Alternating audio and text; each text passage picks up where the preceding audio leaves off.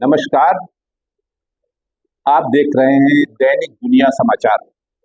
दैनिक दुनिया समाचार के अहम बात कार्यक्रम में मैं डॉक्टर ओपी मिश्रा आपके सामने हूं। जैसा कि आप सबने सुन लिया होगा, पढ़ लिया होगा कि सीज फायर हो गया। ये घटना कल करीब 5 बजे की है और भारत के 140 करोड़ नागरिकों को ये बात अमेरिकी राष्ट्रपति डोनाल्ड ट्रंप के ट्वीट के बाद पता चली। मतलब हमारे देश में क्या कोई ऐसा नेता नहीं था, प्रधानमंत्री नहीं थे, रक्षा मंत्री नहीं थे, गृह मंत्री नहीं थे। ये बात उनके द्वारा अगर देशवासियों को मालूम होती तो ज्यादा अच्छा होता।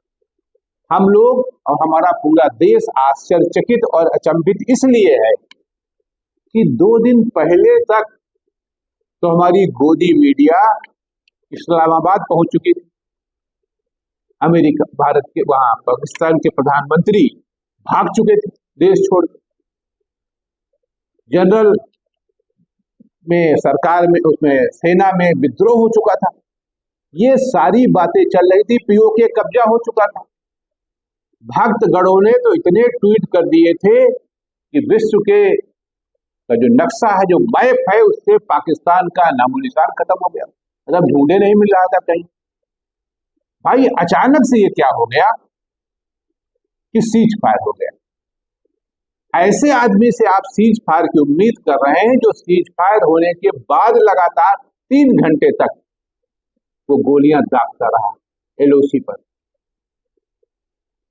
कहावत है गांव में, आजमाए को अजमाना गलत। कितनी बार आजमाएंगे आप उसको? 4 बार हो चुके। 4 बार वो हमसे युद्ध हारा है, लेकिन अपनी हरकत से बाज नहीं आया। कल को बाज आएगा या नहीं आएगा ये भी कहा नहीं जा सकता। ये अलग बात है कि भारत की तरफ ये कह दिया गया है कि अगर फिर कोई हरकत होती है तो उसे युद्ध की श्रेणी में माना जाएगा। ये जो चल रहा था ये भी तो युद्ध की ही श्रेणी थी। आखिर इतनी कौन सी जल्दी पड़ गई? ठीक है, हम भारत के निवासी हैं और भारत के लोगों का बुद्ध में विश्वास है, युद्ध में नहीं। ये सही है। और युद्ध किसी भी समस्या का समाधान नहीं है, ये भी सही। लेकिन सामने वाले को अपनी ताकत बताना आवश्यक है। हम अपनी ताकत का बेजा इस्तेमाल नहीं करें, ये सही है। लेकिन सामने वाले को ये पता होना चाहिए कि हम आपका बिगाड़ सकते हैं, बिगाड़ नहीं रहे। लेकिन जिस तरह की घटना हुई है, आखिर ट्रंप को इतनी जल्दी क्या थी? इसका मतलब कहीं न कहीं उनके हित पाकिस्तान के साथ जुड़े हैं क्या? या इनडायरेक्ट वो पाकिस्तान को शरण दे रहे हैं क्या? सवाल तो उठेंगे ही ना। कल से जब से सीज फायर की बात आई है, अचानक से राजनीतिक पटल पर श्रीमती इंदिरा गांधी भी चर्चा में आ गई। आप इतिहास खोदते हैं ना 500 साल पुराना, तो 1971 का भी इतिहास उठा के देख लीजिए कि किस तरह उन्होंने उस समय का भी तत्कालीन जो राष्ट्रपति था निक्सन, किस तरह जवाब दिया था उस आयरन लेडी ने। उस समय 140 करोड़ की आबादी देश में नहीं थी। हमारे पास संसाधन भी उतने अच्छे नहीं थे जितने अच्छे इस समय। इकोनॉमी भी हमारी इतनी ट्रिलियन डॉलर की नहीं थी जो जिसे इस समय। लेकिन उस समय हम शायद गरीबों को मुफ्त खाद्यान्न नहीं दे रहे थे। इस सब के बावजूद उसने निक्सन की, श्रीमती इंदिरा गांधी ने निक्सन की नहीं सुनी तो नहीं सुनी।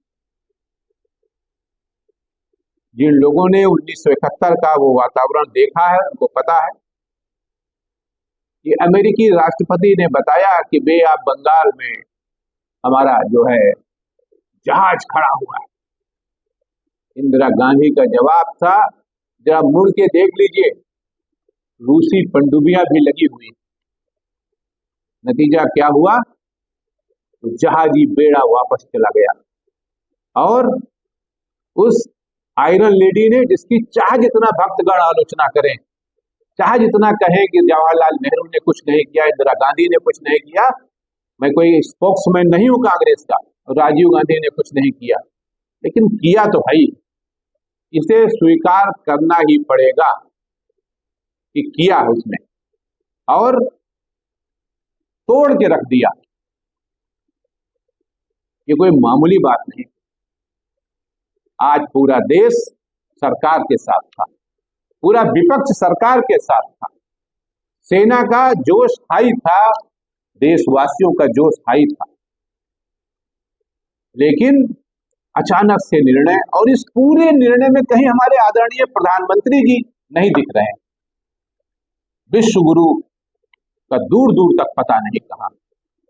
सर्वदलीय बैठक हुई, उसमें भी नदारद, क्योंकि उनके लिए बिहार का चुनाव ज्यादा आवश्यक था। ये बात कहने में या सुनने में बुरी लग सकती है, लेकिन यथार्थ तो यही है ना।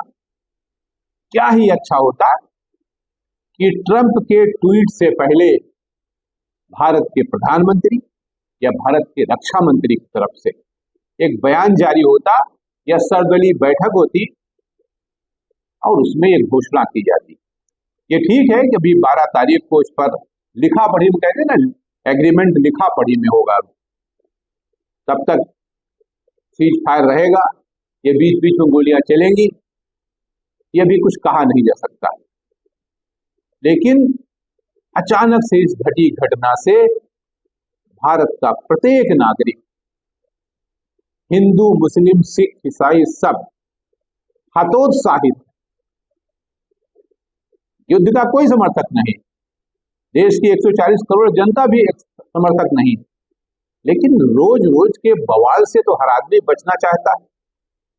युद्ध होगा, नुकसान होता है, दोनों पक्षों का होता है, महंगाई आसमान पहुंच जाती है, तमाम चीजों की दिक्कतें हो जाती है। कोरोना का कालखंड हम सब देख चुके हैं, जमाखोरी बढ़ जाती है, 100 रुपए की चीज 1000 में मिलने लगती, ये सारी बातें होती हैं। लेकिन जो आदमी समझाने के बावजूद बार बार समझ न रहा हो, समझ कितना भी आप समझाइए उसके ऊपर असर ही नहीं पड़ रहा कोई, तो कभी न कभी तो आपको उसको उसकी हैसियत बतानी ही पड़ेगी। आपने सीज फायर कर दिया, आपने जो हमारे 26-27 लोग निरपराध मारे गए थे, उनके लिए आपने ऑपरेशन सिंदूर भी कर दिया, सफल रहा, बधाई के पात्र है सेना। लेकिन सीज फायर करने से क्या उन लोगों की पीड़ा दूर हो गई क्या?